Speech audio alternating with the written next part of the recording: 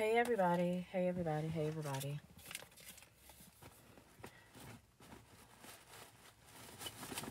And it all works out. And it all works out. Yeah. Hey. I'm sitting in my car and I'm rocking back and forth, and I said I got to go live. I gotta let everybody know that the Holy Spirit is moving. And I love when God have me in this space where I'm just rocking back and forth, and I just know that the Holy Spirit is present. I know that the Holy Spirit is about to say something that is life-changing, something that is monumental. So Holy Spirit, just use me as only you know how. I am in my yard. I can't get out of my car. I know that God is about to do something amazing in your life. I know that there's a shift happening in the atmosphere. You might feel it. You might have felt it.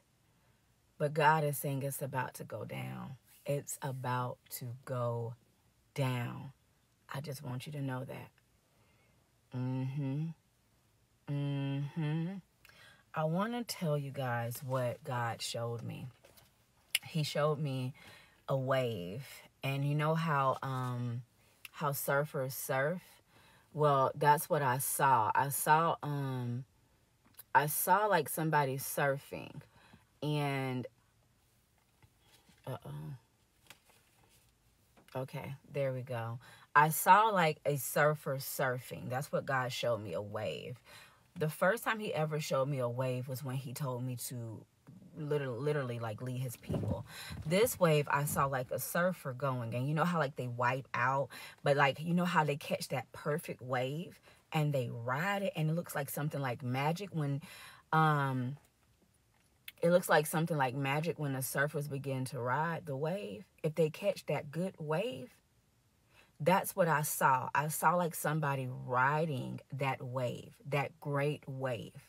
So he said, for the longest, you felt invisible. For the longest, you felt invisible. You felt like you didn't have a purpose. Like, you'll just get a job, you'll just get a career, you'll just go to school, whatever. You'll just do the mundane every day. You'll find a husband, you'll find a wife, y'all have a little vacation every now and then. You'll just live the life that they told you that you would live. For the longest, that's how you've been living. Some have even been living lesser because they've been letting addiction happen because what happened to them growing up, and they're traumatized and they're in a state of trauma and they're operating out of the state of trauma. And that's just been their lives for the longest. For the longest, you've been in poverty and lack and thinking that you would never be what they say a generational wealth breaker can. You have dreams of it, but sometimes if you never see it, the dream becomes deferred. And you become angry and bitter because you don't think your life will ever change. For the longest, you've been feeling this way. Recently, something has changed. You dared to dream again. You dared to say, no, I feel like I might be the one that God is saying, the one that everybody is prophesying about. I feel like I might be that generational curse breaker. I feel like I might be the one to be the first millionaire. I feel like I might be the one to break us out of this bondage. I feel something different inside of me. I feel something different inside of me. Somebody is waking up. Somebody is waking up to who they are. Somebody is waking up to who they are. I feel like I'm talking to somebody that is waking up right now. You're having a great awakening. Like you ain't the same no more. You ain't walking the same. You ain't talking the same. You ain't breathing the same. You ain't looking the same. Even when you look at yourself now, you like, is it a glow on me? Is my skin shining? Like something is changing. Something has shifted in you. It started with your mind. You just don't know it. You had to start cutting some people off. All of a sudden, the same conversations ain't the same anymore. How they would pick up that phone and y'all would laugh and just gossip about people, whatever, even just thinking about the old days.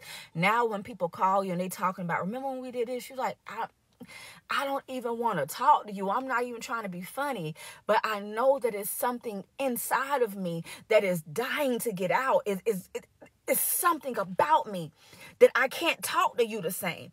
I can't laugh with you the same. I can't conversate with you the same. It is something different in me, and I don't know what. God is saying, I'm elevating you. I'm changing you. And people go think you funny because you not really talking to them the way you used to talk to them. And it seemed like you screening phone calls, but you're not screening phone calls. You just know that it's something bigger on your life. The jokes ain't even funny no more. Because now you can see other people's pain. And when they was laughing about what's the name and what they pain they going through. And you like, yeah, but you don't know the trauma that they went through when they was a child that got them acting up as an adult. Got them shaving their head on live. You don't know what they've been going through. You see it differently. You're feeling it differently. The jokes ain't funny no more. These toxic relationships that they're trying to glorify and make good. You see it differently because who dropped the ball with them? Who dropped the ball with them? Somebody dropped them babies, and everybody's laughing at their pain, not knowing that their pain is hurting them inside. You see differently now. There's something about you. There's something about you. I was sitting down and I was looking at the flyer for Texas, and I went and printed it out and laminated it and everything, and I just kept looking at the top of it, and it said, "Here comes the dreamer. Here comes the dreamer." And I just began to rock back and forth. Ooh, come on, Holy Spirit. I began to rock back and forth, and I just kept writing uncontrollably, "Here comes the dreamer. Here comes the dreamer. Here comes the dreamer." You're not going to be behind the screen anymore. They're not going to see you coming. They're not going to see you coming. See, you wasn't a threat when you were making your little bit of things. You wasn't a threat, but now you a threat because here comes the dreamer, because your dreams come to pass. Now here you come. Here comes the dreamer. How dare you dream again? They thought they killed it. But God gave you a little bit of more and a little bit more and a little bit more. And you say, God, is that you speaking to me? Is that you speaking to me? Are you telling me that I'm the head and not the tail?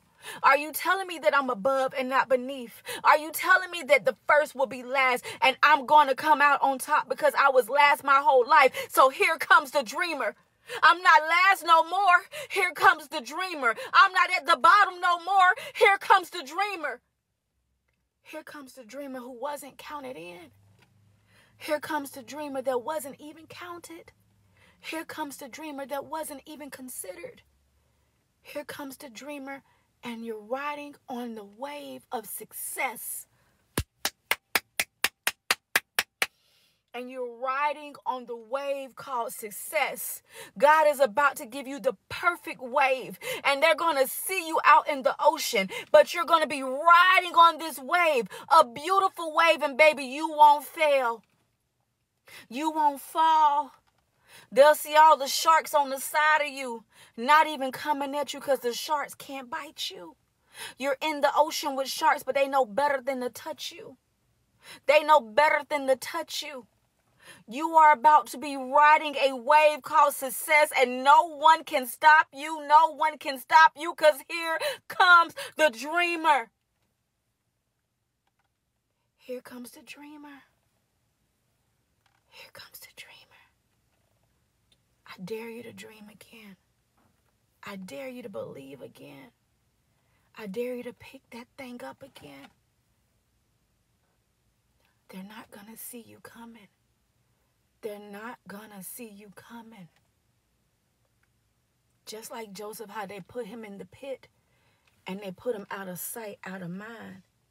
But just because you throw me in the pit doesn't mean the favor isn't on me. Just because you sell me to slavery doesn't mean the favor isn't on me. Just because you put me in the prison to rot doesn't mean the favor isn't on me. The favor will follow you everywhere you go. Wherever you make your bed at, God will be there. You have a purpose. You have a plan. It's already been preordained before you were in your mother's womb. He knew you. He ordained you. He predestined you. He set you apart. Here comes the dreamer. Oh, my God. Here comes the dreamer. As I was sitting down and I finished it off with my notes, I was writing uncontrollably. He said, Lendaria, all it takes is one. All it takes is one. All it takes is one mighty move from me. All it takes is one. And he says, I'm sending my one to you because other people have been disobedient. He says, prepare for a major breakthrough. He says, I am sending the one to you because you dared to keep my name and keep the faith when it looked faithless, when it looked hopeless, when all hell had came up against you. And honestly, you shouldn't even be sane right now. You shouldn't even be in your right mind right now. But God kept you, and he kept you, and he kept you. You should have lost your mind a long time ago when that child died. You should have lost your mind a long time ago when that foreclosure happened. You should have lost your mind a long time ago when that divorce happened. You should have lost your mind a long time ago when the homelessness happened. You should have lost your mind a long time ago when depression happened. You should have lost your mind. But look at the dreamer daring to dream again, daring to love again, daring to believe again. Look at the dreamer dreaming of a new life because hell could not hold you down. Hell could not hold you down. Look at the dreamer. Look at the dreamer. Getting back up again. Getting back up again. Getting back up again. You're getting back up again. You're getting back up again. This next wave is going to be the biggest wave you ever had. The biggest wave. Get ready to ride the wave called success. Because here comes the dreamer. I love you all. I will be in Arlington, Texas, August 24th. Everything's free. Men, women, and children are welcome. Let's bring the house down. Because here comes the dreamer they didn't see coming. Let's go, God. We about to eat. Have a good day.